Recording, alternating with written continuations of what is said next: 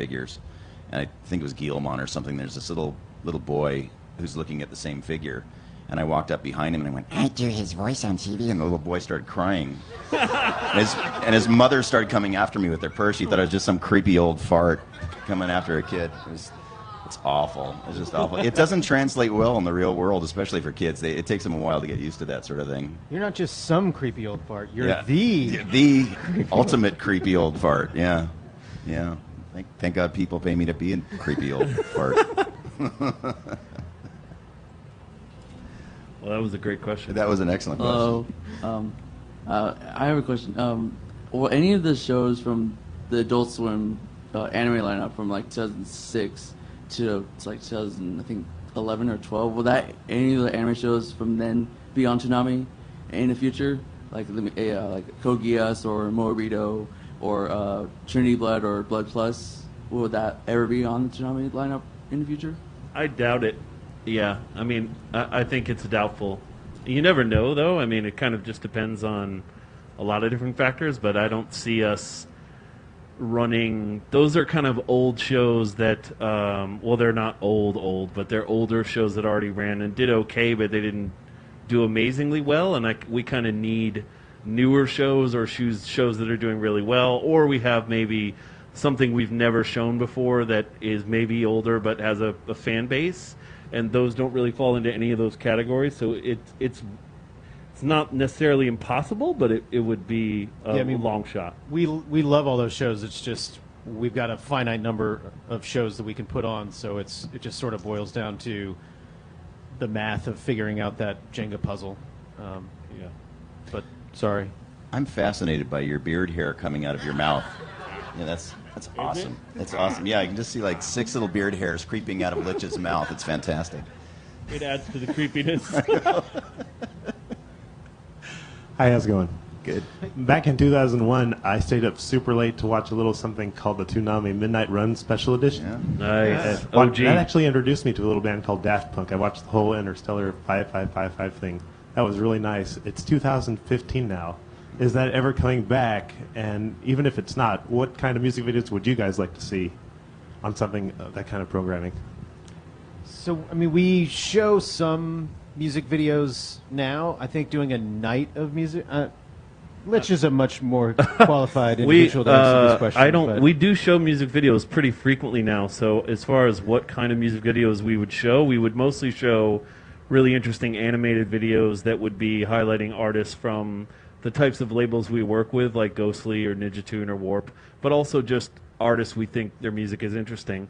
As far as whether or not we could do another Midnight Run special edition, we've tried bringing that up, but I just think it's a lot to ask because there's a reason MTV doesn't show music videos anymore, because they don't get ratings. And even our Midnight Run special edition, you guys may or may not remember this, but we world premiered Harder, Better, Faster, Stronger. That video had not appeared anywhere, and even then, the ratings were not great. So it's, I think, well, most Americans just don't want to watch music videos an hour's worth, which is a bummer. We still are trying to figure out if we could maybe do it in the later hours somewhere down the line, but it's not a question of, I think there are actually more better animated videos now than ever before. It's more a question of, can we convince the network that it's not going to get a 0.0 and then we'll lose our jobs. Which is not ideal. For us. We have another question here. So for an aspiring voice actor, what would you say would be a first step to, getting into that industry? Go to my website. It's stevebloomvoices.com. Now, this is real. On the front page of my website, stevebloomvoices.com, it says, how do I become a voice actor? Hit that button, and I put links on there. And you become a voice actor. And automatically, it's magic. Like a Hit that button, sparkling pony. And you become Steve, and then I die. Exactly. And I'm the 19th clone speaking to you right now. Exactly. No, I have links there to a blog by D. Bradley Baker, who's one of the greatest voice actors in the world, in my opinion. And he's put, like, his whole career worth of information on this thing. It's a $10,000 masterclass for free. And there's a free link to that. Just read everything he has on there. And there's also a book by Yuri Lowenthal and Tara Platt called Voiceover Voice Actor. I would read that, and that'll give you a really gentle entry into the business, and it'll also help you to decide whether or not you're willing to endure that torture.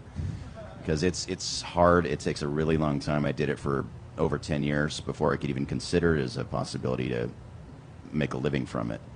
But the other piece of advice I would give you is just do it because you love it, and don't do it for the fame or the glory or any of that crap, because chances are none of that's going to happen, and you'll find that that really doesn't matter in the end. You just got to do it because you love it. Read to kids, read to old people, blind people, people that will tolerate you reading to them.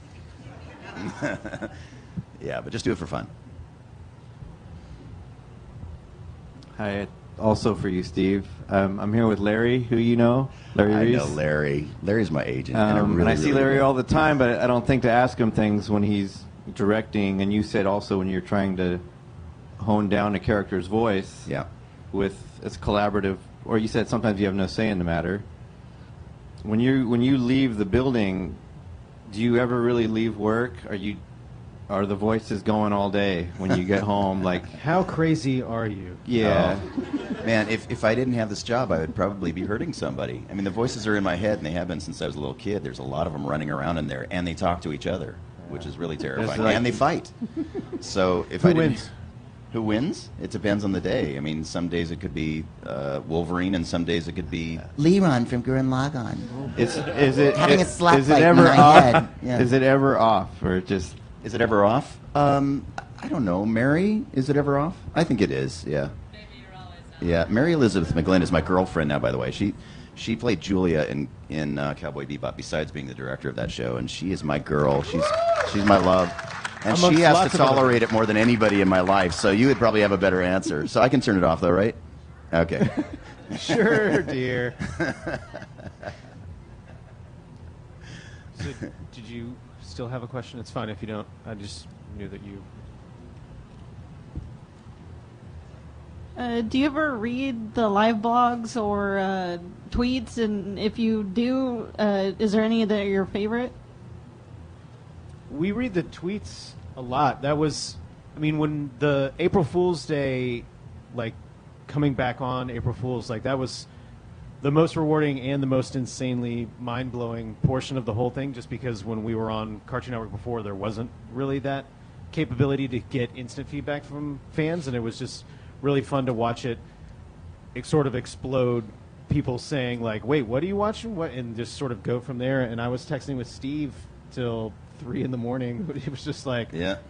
he's like, this is really happening, like, this might be a thing. And that's when we sort of knew that it was coming back. So, I mean, we still, for me personally, Twitter is more what I look at. Like, and I wait, like, during the broadcast Saturday nights, like, I'll watch, I mean, I don't stay up the whole time because I'm an old man now, but I definitely, like, will watch and see what's trending and see what people are talking about, and honestly get feedback and see what people are enjoying, definitely around the interstitials and game reviews. I mean, it's always fun to see people's reaction of, like, oh, I totally agree with that, and like, oh, you couldn't have been more wrong with that. So it's like, I mean, partially it's the internet, so that's sort of the deal, but it's also just fun because it's very much a family atmosphere, and you're just sitting down to a giant midnight run snack. I don't know. I couldn't think of anything better to say, but I love how Jason retweets the haters. Yeah.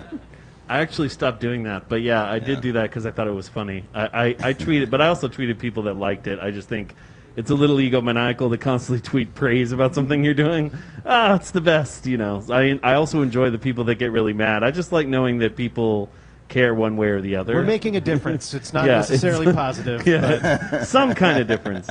But yeah, I too, it's mostly I follow on Twitter, usually on Saturdays, and usually people at me at this point a lot. So the best thing for me about it is I know instantly when something's wrong, when we screwed something up, or when a tape, you know, when they didn't run the open of a show. Like, a lot of that stuff has nothing to do with us, but I know when something's not working, or when we've done, you know, when something's out of order. Like, that feedback is great because we can immediately call the people that we need to talk to and get it fixed. The quality control is significantly better thanks to all the viewers, because before we would just we're not running things more or less incorrectly. We just know that we are. Before it would just be like, another perfect night.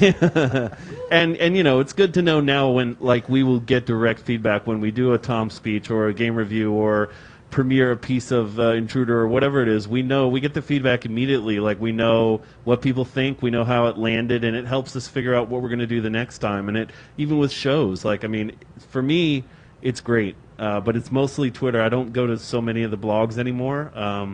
It's mostly social media. I concur.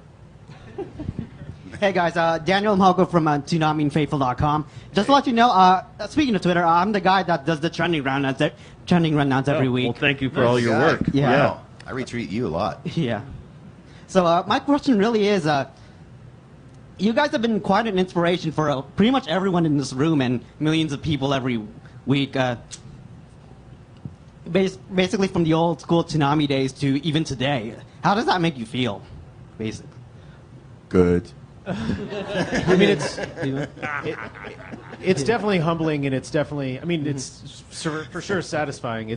But it's getting that feedback is, we would get letters before, but it was mostly drawings, which was still crazy in itself that people were making art for shows and drawing Tom and making little stories and sending them in, and that was definitely cool. We would just get boxes and boxes and boxes of mail, and we put them on TV. But hearing people's reactions to things that we made with care, but certainly had no idea the impact that it would have with people or if it would have one at all. I would say humbled would be my main emotion.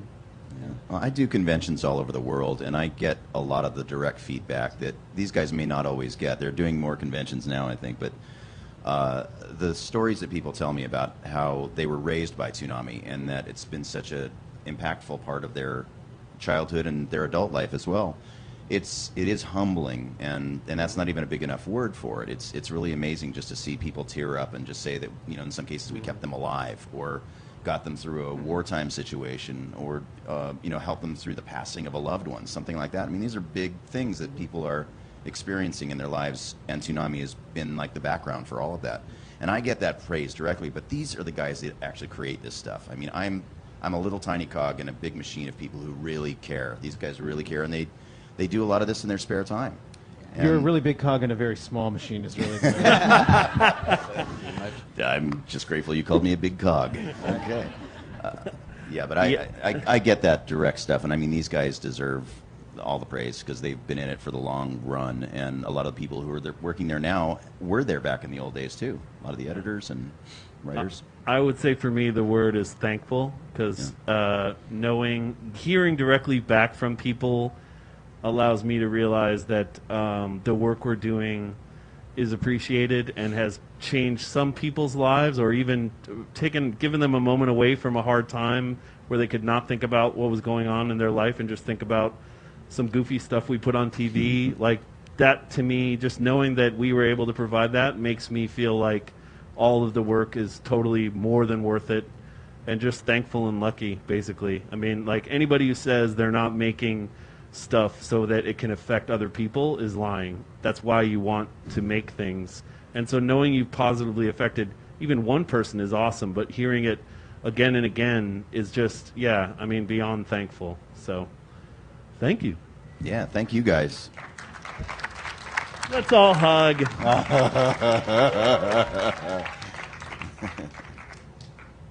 I think probably done. Get some shirts. And I think we can wrap this up. Thank you everybody for coming. Thank you very much for fighting through trying to understand what the hell I'm saying in this insane mask. Please make sure you get yourself a Toonami shirt on your way out, and we love you. Yeah, thank you. This episode of Preflight will be up through the next week, so if you want to hear yourself shouting in the background, go home and go to adultswim.com/preflight. It will stream throughout, and we'll be back with a new Preflight the following Tuesday. And shout out to my daughter who's in the audience. Love you, sweetie. Yay. Little Mononoke. And thanks for staying up late. Thanks for tuning in. Thanks for giving us careers. And only Toonami on Adult Swim.